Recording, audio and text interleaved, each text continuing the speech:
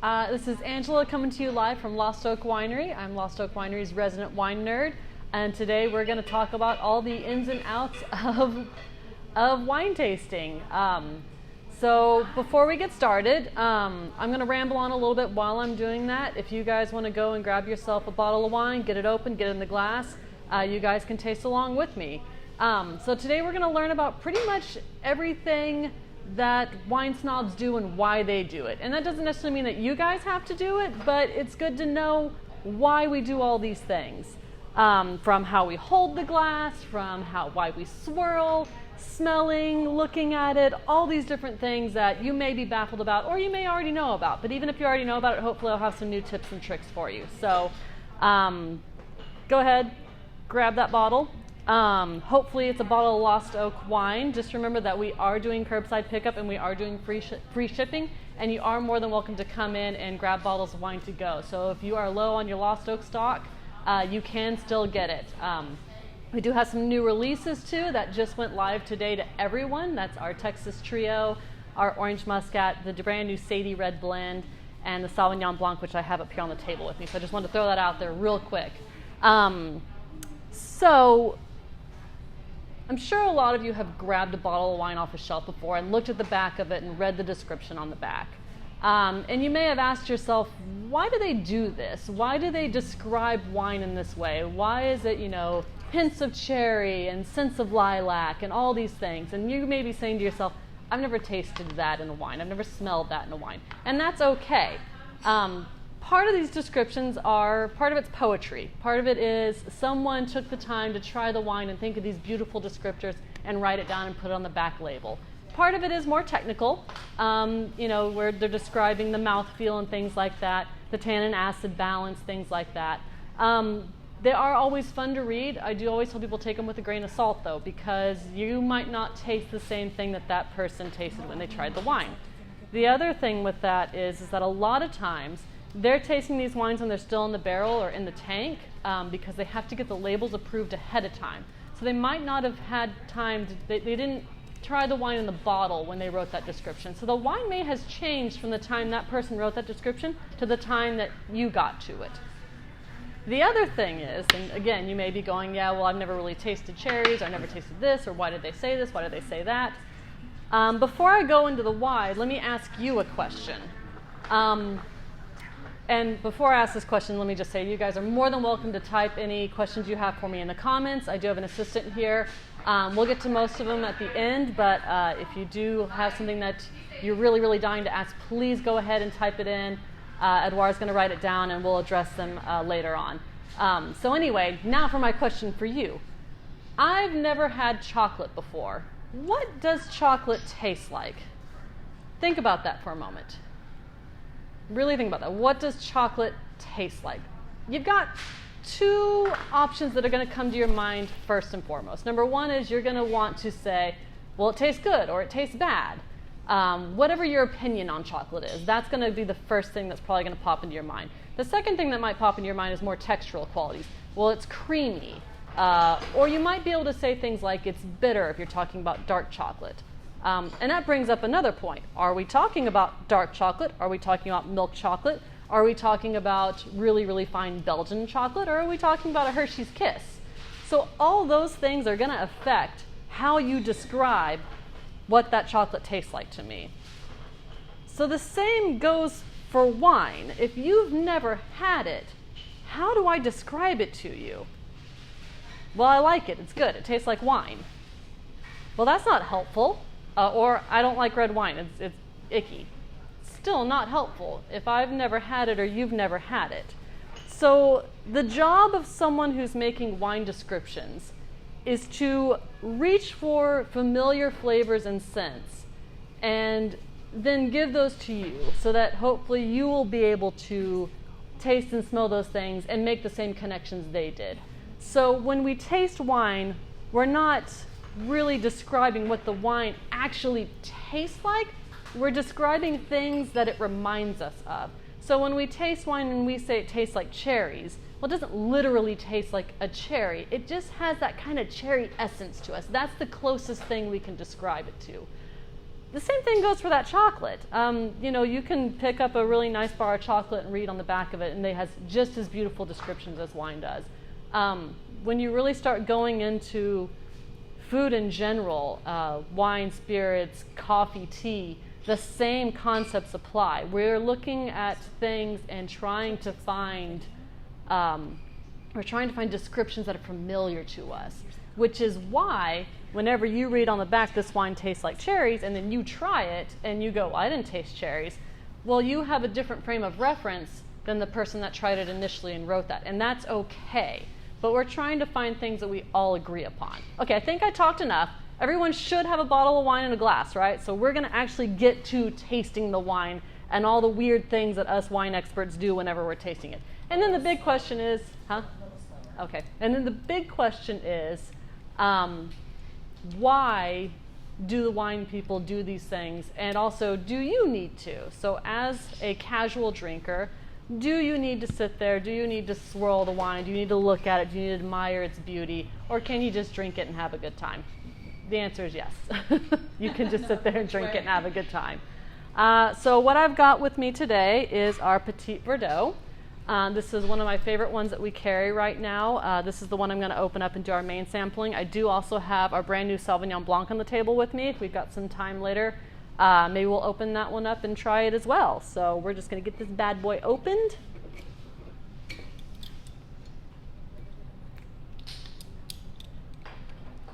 I have a lot of people ask me why I don't use an electric corkscrew. The answer is I'm so much faster with this. Those electric corkscrews are great. I've got nothing against them, but they take forever. I need my wine much quicker than that. Okay, so we've got our wine, we've got our glass. First off, why do I need to drink this out of a wine glass? Can I drink this out of a red Solo cup? You can drink it out of a red Solo cup. Worst case scenario, that's all you have. But there is a reason why the wine glass is designed the way it is and why we drink wine out of this type of vessel. The first thing is the stem, classic stem. There are very few other glasses that have a stem, and they're all alcohol related. But in wine's case, we don't want to change the temperature of the wine in the glass by holding the glass. So we have a stem so that we can hold it by the stem and not change the temperature of the wine by holding the glass. There have been a lot of studies done on whether or not holding it like that does actually change the temperature. Some people say it does, some people say it doesn't. I say if you are more comfortable with holding your glass like this, I'm not going to yell at you. Most people do hold it like that. If you're in a room with a super wine snob, they are going to hold it like this to keep their hand as far away from the wine as possible. So there's no possible way you could be changing the temperature of the wine. The other thing to note about your wine glass is that almost every wine glass you buy, whether it's stemmed, stemless, stainless steel, plastic, is going to have a taper towards the top. And the reason that that taper is there is so that when you swirl the wine, and we'll get to that in a minute, it will trap the aromas inside the glass. That way you can better smell the wine and identify those aromas and have a good time doing it. So now we know why we drink out of a wine glass. Let's go ahead and pour the wine.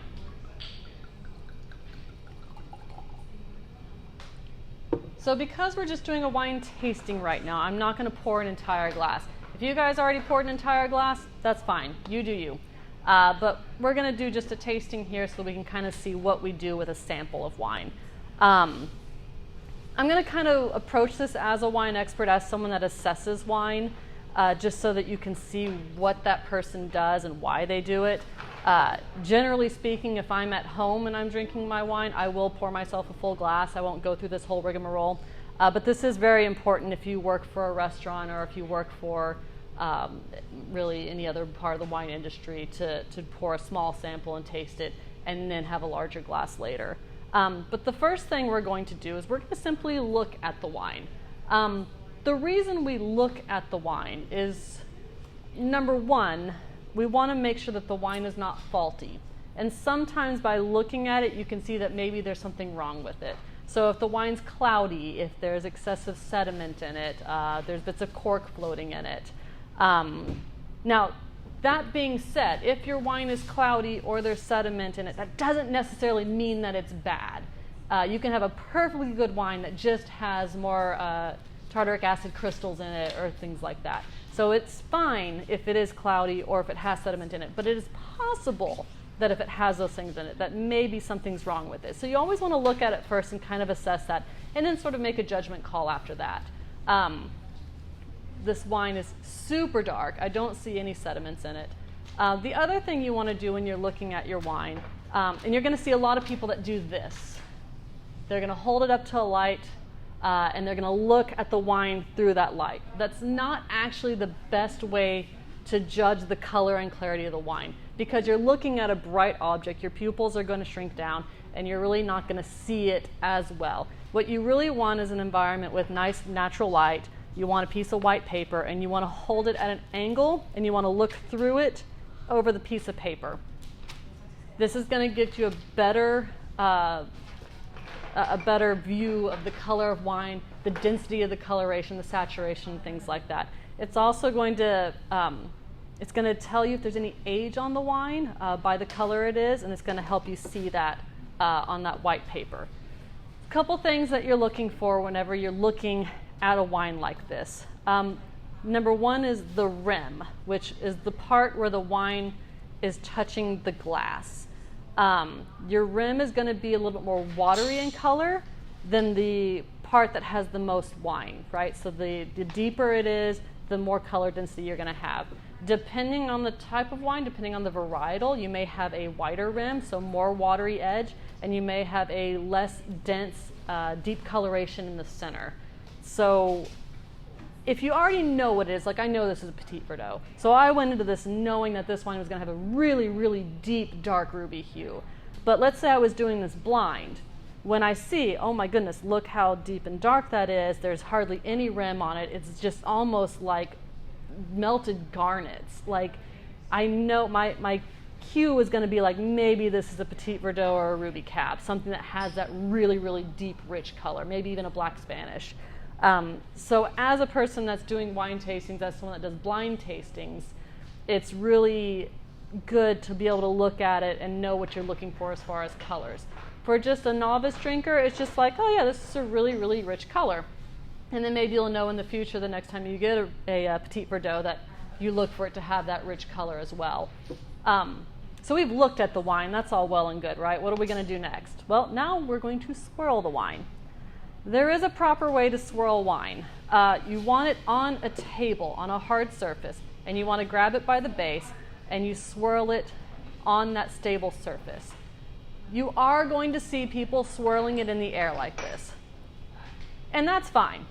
But the more you drink, the more unpredictable that swirl is going to get, and you may end up with wine all over you or all over one of your friends. So, and it is a habit. Like, you have it in your hand and you're going to swirl it.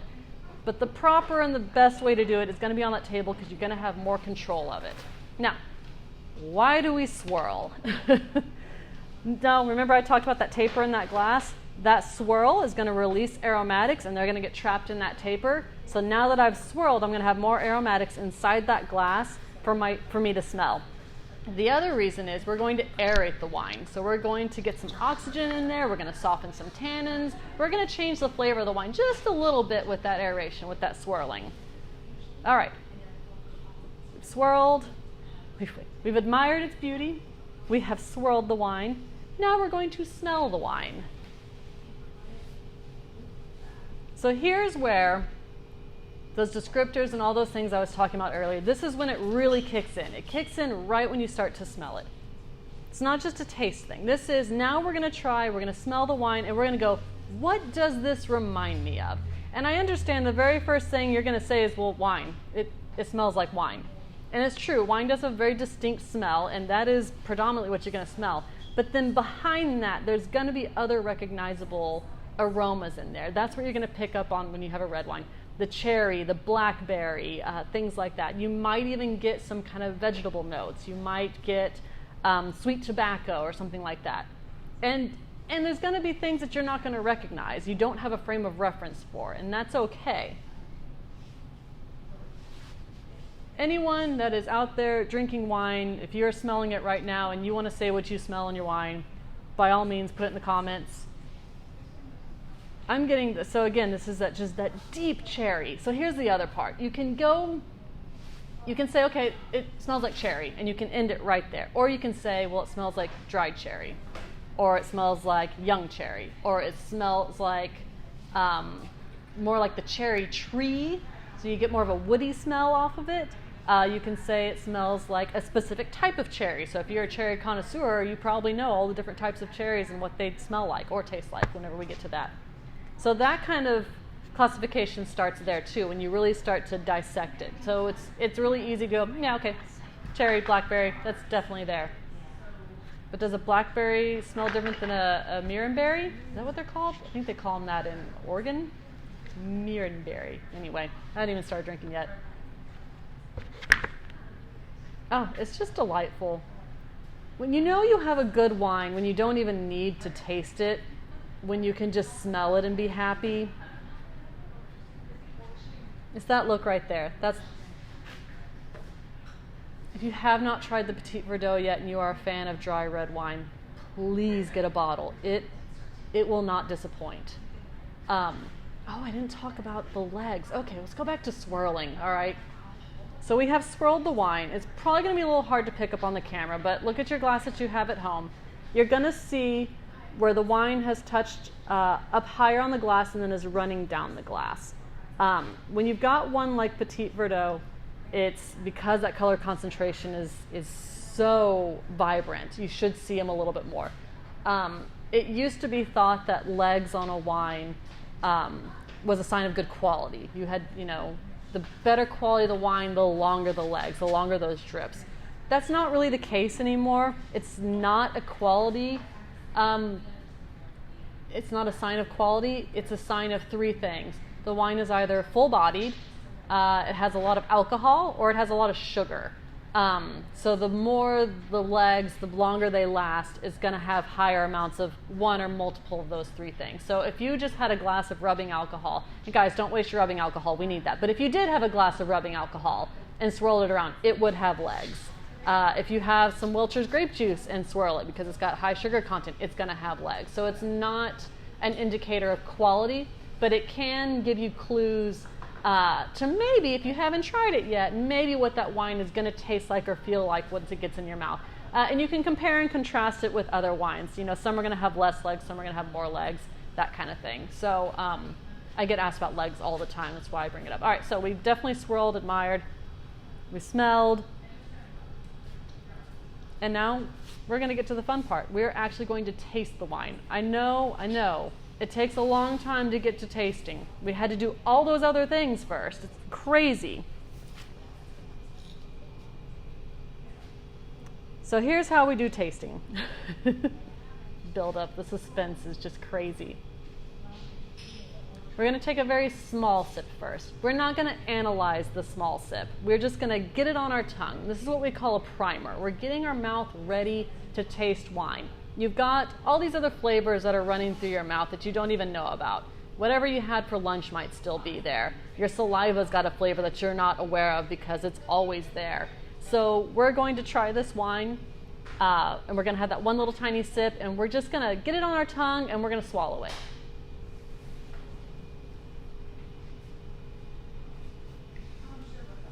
It's going to get your mouth ready for it. Maybe you're feeling some tannins. Maybe you're feeling some acid. Maybe you feel the body of it. But we're not really analyzing it yet. We're just getting it on our tongues. We're telling our mouth, hey, we're about to taste some wine. Get ready for it. So now we're going to take a bigger sip. Now with this bigger sip, we want to coat the mouth with it. And there's a couple different reasons why we want to coat the mouth. Coating the mouth, we're going to make sure we're going to get it on every part of the tongue. So all those different taste receptors that you have on your tongue are going to be activated. We want to make sure and coat the entire tongue so we get all of that in there. Then we want to see how it makes our cheeks feel. We're going to see how it makes our gums feel. These are all going to be textural components of the wine. So that's going to tell us if it has high tannin or high acid. When I'm doing these wine educations in person, what I normally have people do so to help them detect tannins and acid is for tannins, I had them chew on grape skins, just the skins. wherever that skin touches your tongue or your mouth, you're going to get a drying sensation, and that's what tannins are. So you're not worried about the taste of the grape skins because they don't taste good, but you get that feeling. So then when you go and try the wine, you know what tannins feel like. So if you have some grape skins at your house and you're really bored because you're on quarantine, you got nothing better to do, try eating just the grape skin and just see what it feels like on your tongue. I know you don't have anything better to do. Exactly. Let's be real. The other thing I have people do is literally suck on a lemon.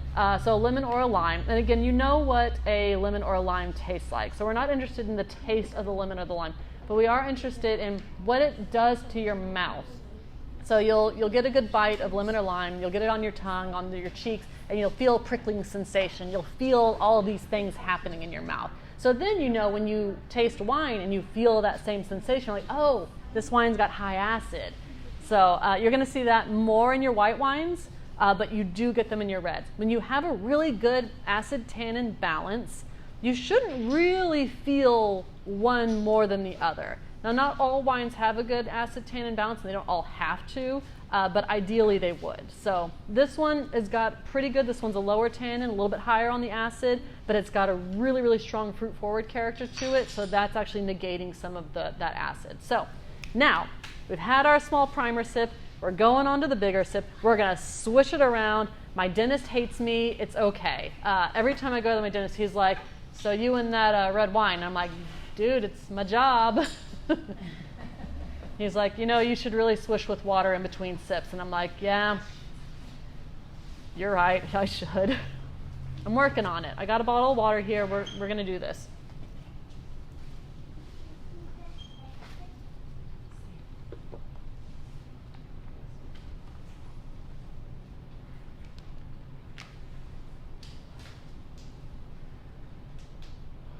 Okay, so I did two other things there. One of them was when the wine was in my mouth, I kind of inhaled with it, so that made a little bubbling noise. I don't know if you heard it or not. That's going to carry some of those little tiny bits of wine to the back of my throat. And you're going to taste some things there too. It's going to get up into the sinus cavity a little bit. The other thing I did was after I swallowed, I took a deep inhale. Again, any little bits of wine that are still in my mouth, I've now inhaled them a little bit. Nothing to the point of like getting liquid fluid on your lungs. But you do get more of a taste sensation that way. Feel the acid. I feel that light chalky tannin, so it's soft. And then of course I've got that strong blackberry cherry flavor. A little bit of vanilla on there. This wine does have a little bit of oak aging on it. It's absolutely beautiful. It is one of my favorite wines. That's why I chose it for this. So you will notice something else. I didn't spit. A lot of people ask me about spitting when you're doing wine tastings. Personally, I only spit if I'm trying like a lot. And I know that if I don't spit, I'm going to end up just getting schmammered, which I don't want to do whenever I'm doing a lot of taste tests in a row. Whenever we do bench trials here for new blends where we try a bunch to see what blend we like the best, we might try a whole lot. And I want to have a fresh mind by the time I get to that last bench trial. Or else if I've been drinking the whole time, I might get to the last one and be like, yeah, this one's the best because I've had a little too much. You can still get drunk if you're spitting. So the alcohol is getting absorbed in the soft tissue of your tongue and your cheeks. So people that work for like wine enthusiasts and things like that do a lot of tastings a day, we're talking 80 to 100 tastings per day, they will still get buzzed by the end of the day, even with spitting everything out. They have to take breaks and things like that and make sure they're eating and making sure they're doing palate cleansers and things like that. It sounds like a dream job, right? But it's actually very, very hard. You can get palate fatigue very quickly. We try not to try more than, like 8 at a time? Yeah. So that's about right, to try and combat palate fatigue. Yeah. Because otherwise you get to a point where you don't know what you're tasting anymore and you can't tell them apart, especially if the blends are just like minutely different, or the amount of whatever the additive is that we're putting in to try and achieve a certain flavor. So if I'm just trying for enjoyment, I don't spit. I'm going to go over some quick spitting etiquette because this drives me crazy. If you do plan on spitting, bring your own cup that's not see-through. Nobody wants to see your spit in your spit cup. No one. So bring your own cup. It's very important to cover your mouth when you're spitting. Nobody wants to actually see you spit. And then dispose of your own spit cup. Don't leave that for someone else to take care of. That's gross. And also, guys, we're in a pandemic here. Like, don't spit, drink. Should not be doing that. Yeah, you shouldn't be spitting. And if you are, remember? you're not going anywhere, so just drink the wine. But that's the reason why you would spit. So I get asked that a lot, and I do get some people in the tasting room that are like, well, do I need to spit? And I'm like, I mean, if you think you need to spit, that's fine, but I'm going to encourage you to swallow because it's darn good wine. This is good wine. Because it's good wine. Why And not? our tastings are 6, right? We do 4. 4 tastings. They're 3/4 ounce pours for our flight when we're able to do tastings again. They are. We got a question? Yeah, we got a question, Angela. Is from Danny, and he's talking about a blind taste. So he wants to know if during a blind tasting is possible to know what vineyard are the grapes coming from. Yeah, there are sommeliers that can do that. I'll be honest, I'm not that good. I'm pretty good at guessing varietals. I'm not good at guessing region or vineyard, but there are some sommeliers out there that, live, eat, and breathe this stuff that can detect the differences between vineyards. And with the caveat of vineyards that they're familiar with. So if it's something completely brand new to them, probably not. They would have had to have had it before and know it. Mostly the type of people that do this are experts in French varietals, French wine or Italian, and they're very familiar with those vineyards. But maybe they wouldn't be able to come here and say if one of ours came from, Crick Hill versus, our vineyard on our property. They would have to be familiar with it ahead of time. But once they are familiar with it, it is possible. It's rare, but it's possible. Now they can pick up different types of soil. Yeah, different types of soil can be picked up, which is why regions are easier to pick up on as opposed to individual vineyards themselves. Soils, climates you can also pick up on. So a vineyard that's near the ocean where you're getting a lot of sea breeze and stuff like that, you're going to pick that up in wine. Same thing for Scotch. You can pick up on different areas. You can do a Scotch blind tasting and you can guess if it's Highland, Lowlands, Islay, things like that. On as far as what? I'm good at varietals. Regions. I'm good with varietals. I'm not as good with regions. One of the things with working in a Texas winery and a Texas vineyard is I'm very much immersed in Texas wine. I'm not so good with the European wines. I used to be much better. I could definitely do. I was pretty good at guessing French regions back in the day. I don't think I could do it now. I'm really good about, as far as Texas, I can pick out High Plains pretty easily now. They've got a very distinct flavor, but the High Plains region is huge compared to other wine regions. So you've got a lot of land and different terroirs that get covered in that. But I can pick out if something's a High Plains versus here or a Fredericksburg area. So good times. Yeah, something to that, Danny. Danny is one of the people that traveled with us to Chile in the last tour, and we were visiting some of the vineyards there. And specifically, there's a couple valleys there in which it's very easy to distinguish the different terroirs because is that something also that we have seen lately in the Texas wines is there's some varietals that are planted normally in cold weathers, and now they're being planted in warm weather, and that's changing the flavors of those wines. So it's really easy when you're doing a tasting of the same wine, of the same kind of variety that is being grown in 2 different valleys to distinguish which one is coming from a warm weather, which one is coming from a cold weather when it's the same one. I was going to say it's harder with blends. Single varietals are a little bit easier. When you start throwing blends into the mix, it makes it a little bit more difficult. Really good sommeliers can still pick that out, especially if you're looking at like a Bordeaux blend, something like that. But those are tried and true, and lot of studies and a lot of immersing yourself in that wine. We have Jenny with another question. She said that specifically more, she's asking for our new release, Sadie. How would you describe Sadie? Oh, you have tried that one. Yeah, so Sadie is very, very fruit forward. It's very friendly. It's great if you are just getting into red wine. So let's say you don't want, a big, bold Cabernet or a Merlot with a lot of tannin. Sadie's a little bit more friendlier. For those of you that don't know, Sadie was our wine dog here for many, many, many, many, many years. She used to, when they first opened, she used to roam around the property. And then as we got bigger and more popular, we decided, having a loose dog out on the property was probably not the best idea. So she ended up staying more at Jean and Judy's house. So she did pass away fairly recently. We had to say goodbye to her, but she was a loyal dog for many years. And we decided to kind of do an homage to her and other wine dogs. And so we made this Sadie Red Blend. And it was intended to be a little bit more fruit forward, a little bit more friendly, a little bit more fun. So it's not quite like your big, bold, like I said, your Cabernet or your Merlot. If you're a fan of the holiday, it's similar to that. So that kind of wine, it's really good. I highly suggest you get a bottle of it. And we didn't make a whole lot of it, so get it while we have it in stock before it goes away. So thanks for asking that. That was a really good question. It's a fantastic wine.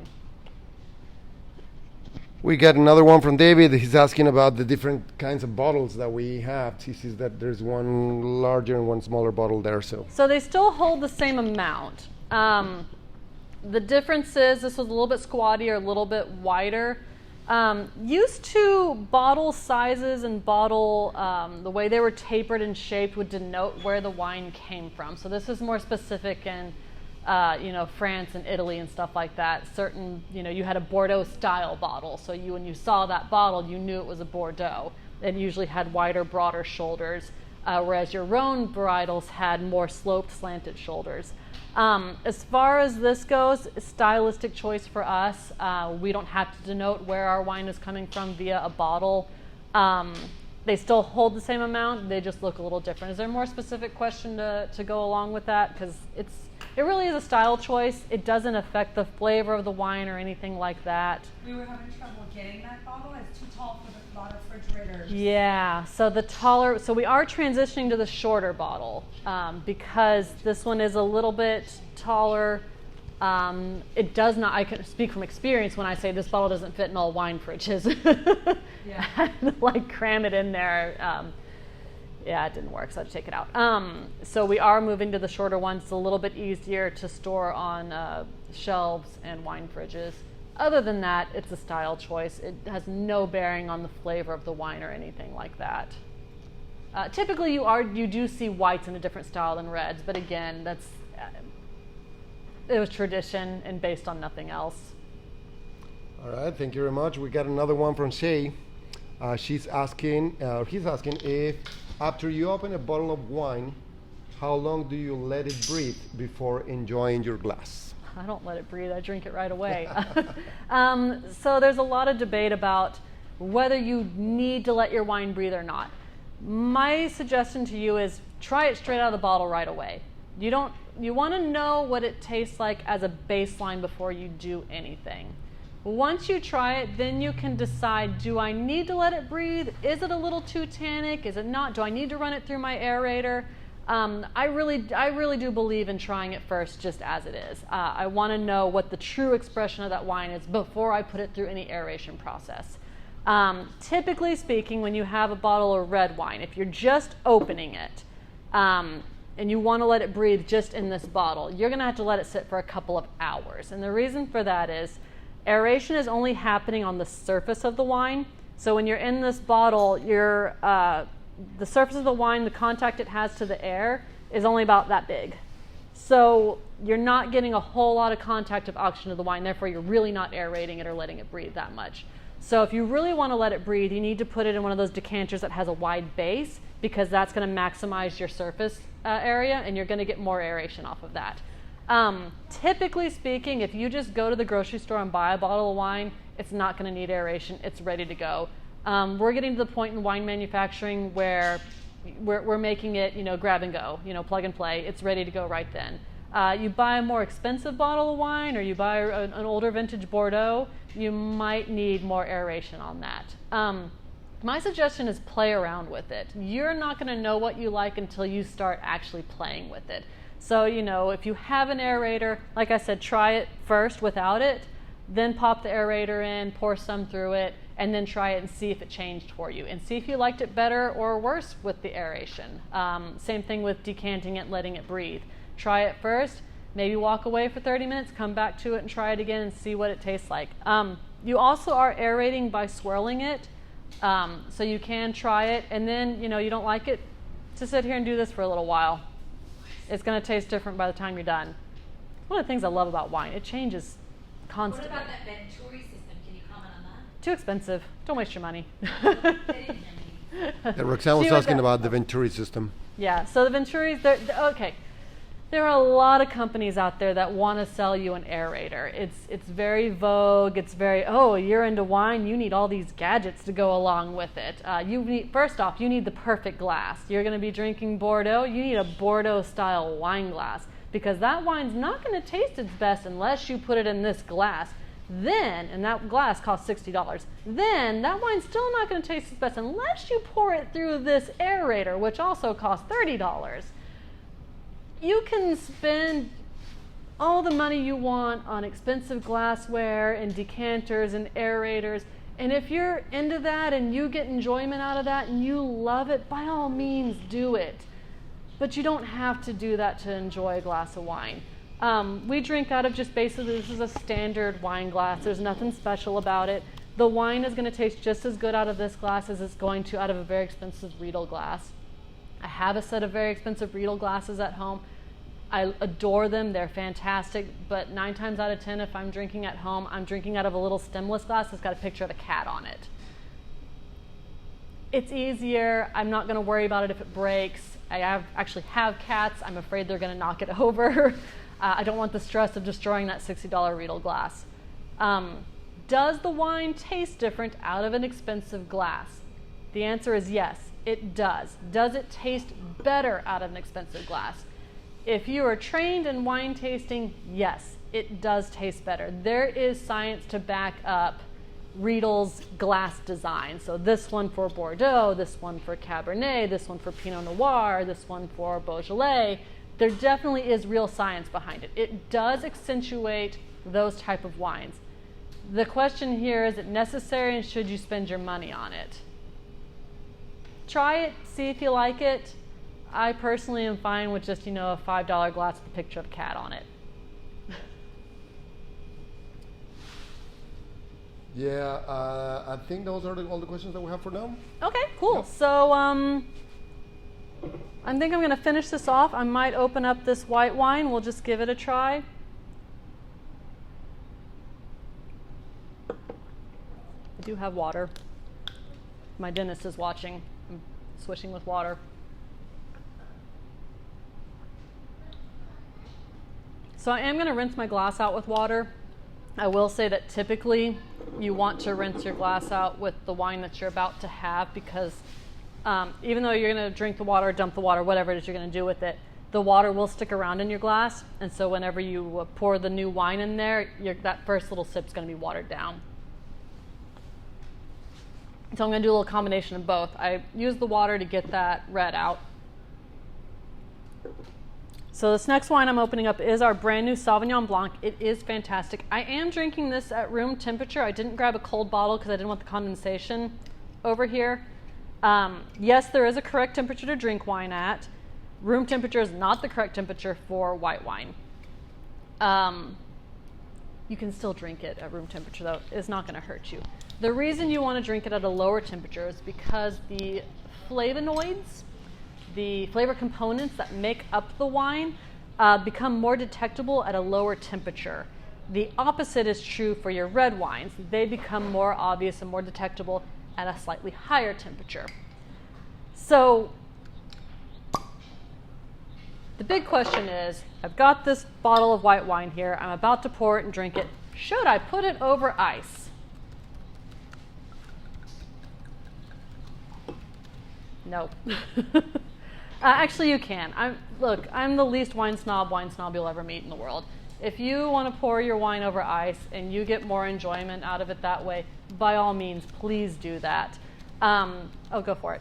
Roxanne's jumping in here and stealing my wine. I'm over here hogging 2 bottles of wine with just me. Resist. Anyone else? We good? I'm gonna have to do the same thing. Yeah.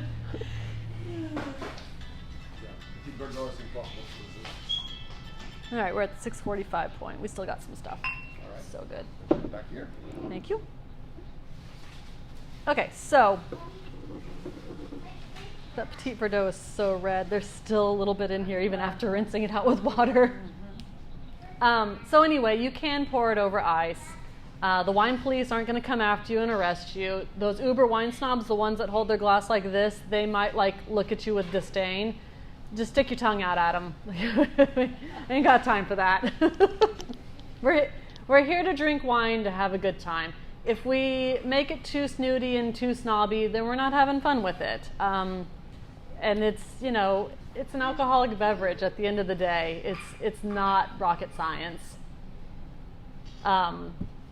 So whenever you're assessing color on a white wine, it's going to be a little bit different. You're going to look for a little bit different things. You're going to look for. If it's more honeyed in color, if it's more straw in color, lighter. But other than that, same basic principle. There's going to be a rim. There's going to be a middle to it, the core.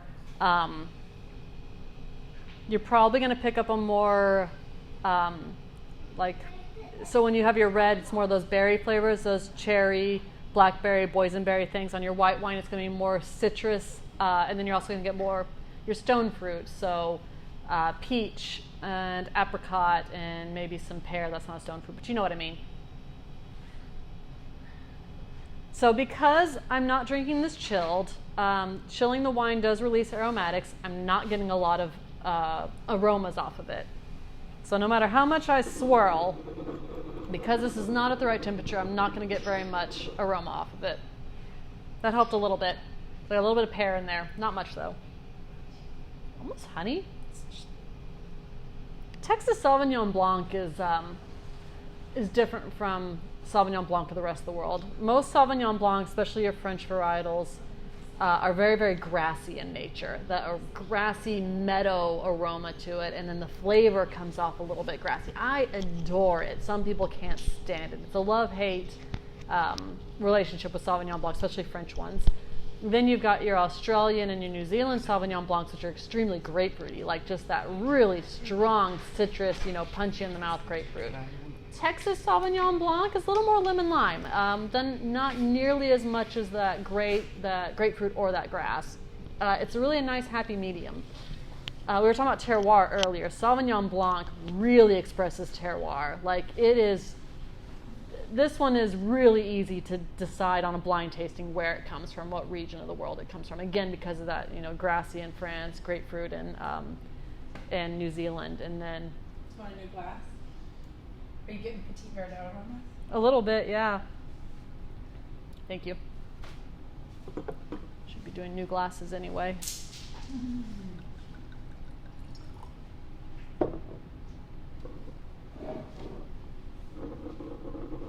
Swirl on the table. Okay, that's a little better. That Petit Verdot, it's very full-bodied, so that's what's causing it to stick to the glass and have those beautiful legs. And so it just coats everything.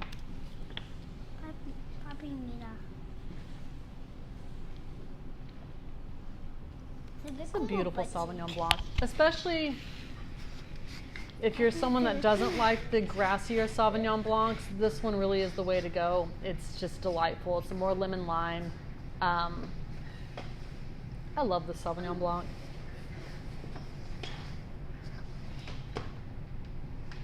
Well, let's see. Have I missed anything? We talked about just about everything. So the main thing that, if you take away nothing on this, I want you to understand mostly why we talk about wine the way that we do. And that was that we're trying to find familiar flavors and aromas that we can all relate to. So next time you pick up a bottle of wine, if you didn't have one with you, for this go round. You know, taste it and see if you can't pick out those familiar aromas and flavors. You don't have to taste or smell what the description says. That's okay. Tastings are extremely subjective. Trust your gut. If you taste something and you're like, I know this flavor, it's whatever this thing is that I had. That's great. Go with that. That's what it tastes like to you. That flavor is there. So it's not like, oh, well, I don't taste cherry, so I'm tasting it wrong. That's not how this works. You taste what you taste. And that's the most important part of it. And that's what makes wine tasting so much fun, is that you become the person that's describing it. So it's always also fun if they do have a descriptor on the back. Try the wine and don't read that descriptor, and then write one yourself and see if it matches up with what they wrote. Other than that, that's all I got. What do we got coming up tomorrow? Let's see, all of our new wine releases are ready to buy now. So that was the Sadie, the Sauvignon Blanc, the Texas Trio, and what am I missing? Orange Muscat. Oh, my favorite of the sweet wines, Orange Muscat, is back. So curbside pickup, delivery for free. We are still, you can come into the tasting room and buy to go. If you want to come in and say hi to us from a safe distance, you're more than welcome to do that. Please do that. And then tomorrow, we're going to have Allie in here, and she's going to teach you guys how to make sangria and another cocktail. And we do have these cocktail packs for sale on our website. So if you want to make the cocktails along with Allie, please buy our, what are we calling it? What's it on the website? Cocktail and sangria. Cocktail and sangria pack. It comes with a bottle of Dulce Rouge and a bottle of Rosa Blanca. Not Rosa Blanca. Yeah, Rosa Blanca. Yep.